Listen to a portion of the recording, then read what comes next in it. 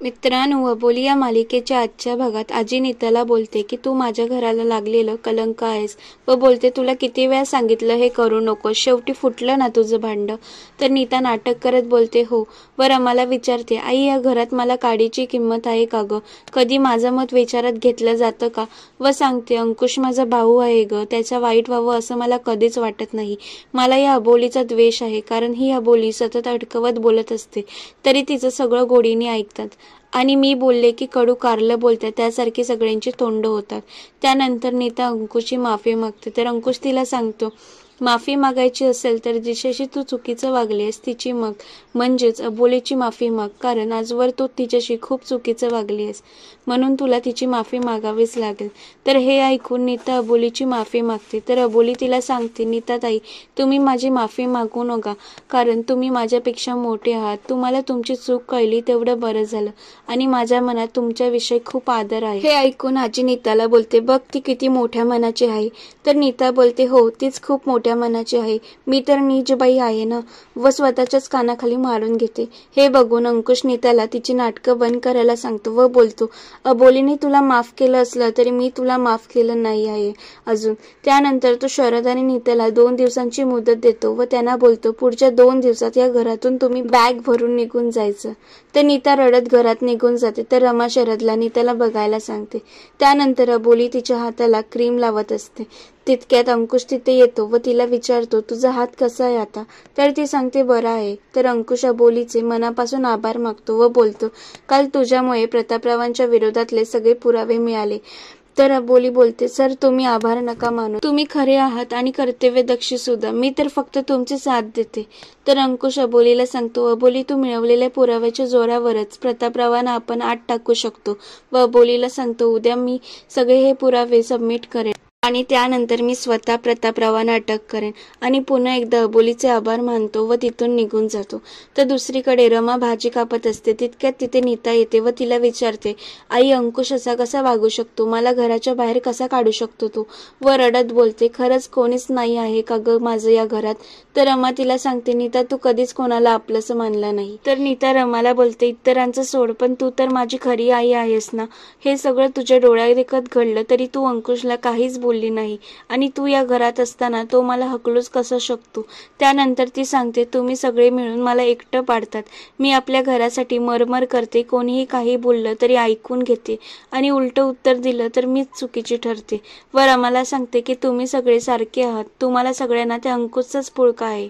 तर नीताची बडबड सुरूच असते. ती रमाला विचारते, आमचं राहणं आता एवढं जड झालंय का की आम्ही जगलो काय मेलो काय काहीही फरक पडणार नाही? तर रमा काहीच बोलत नसते. तर नीता तिला बोलते, आई अगं बोल ना काहीतरी.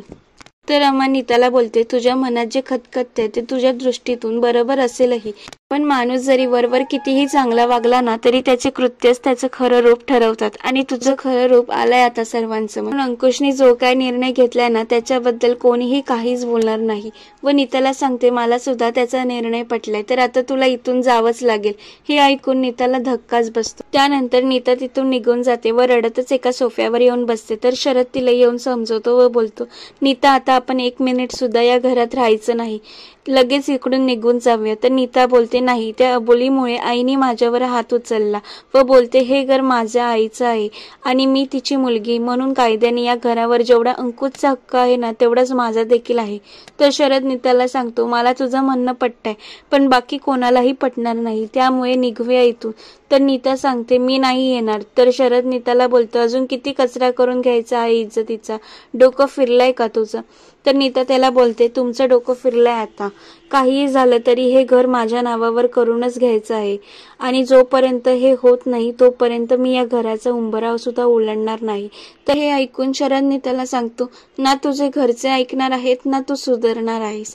तर नीता त्याला बोलते, आता तर मी आणखीन बिघडणार आहे. व सांगते, अबोली खूप माज करते ना, ती या घरात न राहून सुद्धा तिला या घरच्या मालकिणीचा मान देतात. व बोलते, पण खरी मालकीण तर मी आहे, नीता शरद सुर्वे. त्यानंतर ती सांगते, अबोलीनी माझ्याशी पैज लावली होती ना की 1 महिन्यात मी या घरात येऊन दाखवेल, आता मी बघते ती कशी येते.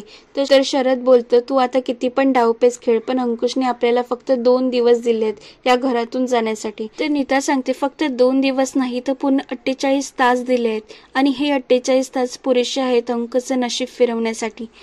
आणि आता ती अबोली स्वतःहून मला या घराच्या बाहेर जाण्यापासून थांबेल का नाही ते पहा तुम्ही. त्यानंतर रात्री अबोली खूप खोकत असते तर अंकुशला तिच्या खोकल्याने जाग येते. तर अंकुश तिच्यासाठी बाहेर येतो व तिला पाणी व औषध पियाला देतो व झोपायला सांगतो आणि बोलतो काही लागलं तर उठव मला. आणि त्यानंतर तो घरात निघून जातो. तर दुसऱ्या दिवशी सकाळी प्रतापराव फोनवर बोलत असतात की भावना कन्स्ट्रक्शन तोट्यात गेली असं दाखवूया आणि नवीन कंपनी फॉर्म करूया. तितक्यात तिथे प्रिन्स एक लेटर घेऊन येतो व प्रतापरावांकडे देतो. तर ते वाचून प्रतापरावांना धक्काच बसतो. तर ते म्हणतात, इन्स्पेक्टर अंकुश शिंदे लई मोठी चूक केली आहे, कंपनी बंद करायची नोटीस पाठवून. तुला ती चायची टपरी वाटली का लायसन्स जप्त करायला? तर प्रिन्स विचारतो की बाबा काय झालं? तर प्रतापराव सांगतात, तुमच्या बहिणीमुळे आणि तिच्या नवऱ्यामुळे आमची कन्स्ट्रक्शन कंपनी बंद व्हायला आली व बोलतात तुमची बहीण आम्हाला बर्बाद करायला निघाली आहे. तिच्या नवरा तिच्या खांद्यावर बंदूक ठेवून आमच्यावर निशाणा साधतोय. व प्रेतापराव प्रिन्सला सांगतात की तुमच्या बहिणीमुळे 136 लोक मेली आहेत व ती आणि तिचा नवरा मिळून आम्हाला बर्बाद करायचा प्रयत्न करतात. प्रिन्स बोलतो ताई असं करणं शक्यच नाही. तर प्रतापराव त्याला ती नोटीस वाचायला देतात. ती नोटीस वाचून प्रिन्सला देखील धक्का बसतो. तर दुसरीकडे रमा अंकुशला सांगत असते, अंकुश नाश्ता करून जा, असंच जाऊ नकोस. तर अंकुश हो बोलतो. तितक्यात दारात कोणीतरी शिंदे म्हणून आवाज देत येतं व विचारतात आत येऊ का? तर त्यांना पाहून सगळे खुश होतात. तर अंकुश डॉक्टर काकू म्हणून त्यांना आवाज देतो व घरात यायला सांगतो. तर आजी त्यांना विचारते कशी आहेस ग आणि अचानक कशी काय आलीस? तर ते सांगतात तुझ्या नातवानी मला फोन करून सांगितलं इथे येऊन जरा तपासून जा. तर आजी विचारतात तपासून पण कोणाला? ते डॉक्टर आजीला बोलतात एवढी म्हातारी झाली तरी तुला कळत नाहीये आता अंकुशचं लग्न होऊन 5 महिने झाले ना, तर घरात पाळणं हलणार की नाही? तर आजी विचार करत राहते की पाळणं हलणार आणि अंकुशने आम्हाला कसं नाही सांगितलं. तितक्यात अंकुश तिथे येतो. तर आजी त्याला विचारतात अंकुश तुझी बायको कशी आहे आता? तर पुढील भागात प्रिन्स अबोलीच्या घरी येतो व अबोलीला बोलतो मला माहिती आहे सगळं, तुझ्याचमुळे ती बिल्डिंग पडली आणि तू बाबांवर ब्लेम करतेस. तर अबोली प्रिन्सला सांगते प्रिन्स तू गप्प बस, तुला सत्य नाही माहिती अजून. तर प्रिन्स तिला बोलतो तुझा सत्य उघडा पडलाय अबोली. व अंकुशला बोलतो आणि अंकुश शिंदे तुम्ही खाकीच्या जोरावर माच करू नका, किती पैसे हवेत तुम्हाला ते सांगा. हे ऐकून अंकुश खूप भडकतो व प्रिन्सवर हात उचलतो पण अबोलीमध्येच जाऊन त्याला अडवते. तर असेच मालिकांचे अपडेट जाणून घेण्यासाठी चॅनलला सबस्क्राईब करा. धन्यवाद.